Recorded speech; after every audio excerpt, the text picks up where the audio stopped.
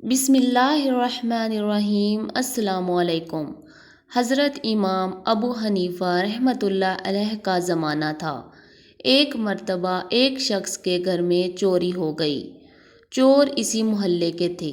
چور نے اس شخص کو پکڑا اور زبردستی حلف لیا کہ اگر تو کسی کو ہمارا پتہ بتلائے گا تو تیری بیوی پر طلاق۔ اس بیچارے نے مجبوراً طلاق کا حلف لے لیا اور چور اس کا سارا سامان لے کر چلا گیا۔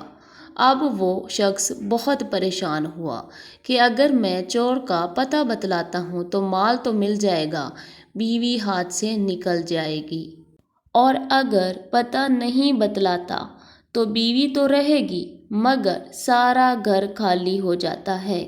چنانچہ مال اور بیوی میں تقابل پڑ گیا کہ یا تو مال رکھے یا بیوی رکھے۔ بڑی الجھن کا شکار تھا، کسی سے کہہ بھی نہیں سکتا تھا کیونکہ چور نے اس سے عہد لے رکھا تھا۔ چنانچہ وہ شخص امام ابو حنیفہ رحمۃ اللہ علیہ کی مجلس میں حاضر ہوا۔ وہ بہت غمگین اور اداس تھا۔ امام صاحب نے فرمایا کہ آج تم بہت اداس ہو، کیا بات ہے؟ اس نے کہا حضرت میں کہہ بھی نہیں سکتا۔ امام رحمۃ اللہ علیہ نے فرمایا کچھ تو کہو۔ اس نے کہا کہ اگر میں نے کچھ کہا تو نہ جانے کیا ہو جائے گا۔ تو امام ابو حنیفہ نے کہا کہ اجمالاً کہو۔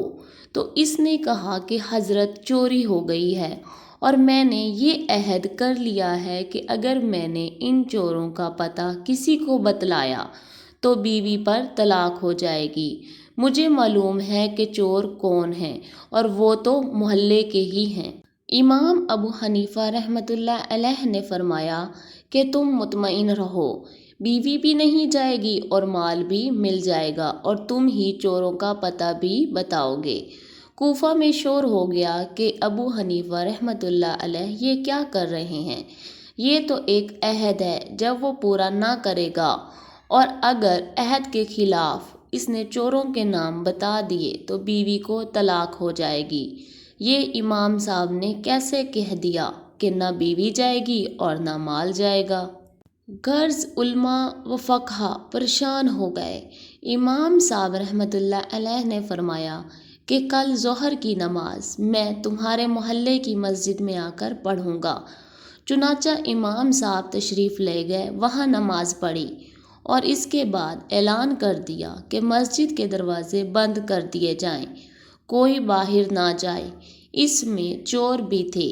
اس مسجد کا ایک دروازہ کھول دیا اور ایک طرف خود بیٹھ گئے اور ایک طرف اس شخص کو بٹھا دیا اور فرمایا کہ ایک ایک آدمی نکلے گا، جو چور نہ ہو اس کے متعلق کہتے جانا یہ چور نہیں ہے، اور جب چور نکلنے لگے تو چپ ہو کر بیٹھ جانا۔ چنانچہ جو چور نہیں ہوتے ان کے متعلق وہ کہتا جاتا کہ یہ چور نہیں ہے، یہ بھی نہیں ہے، اور جب چور نکلا تو خاموش ہو کر بیٹھ جاتا۔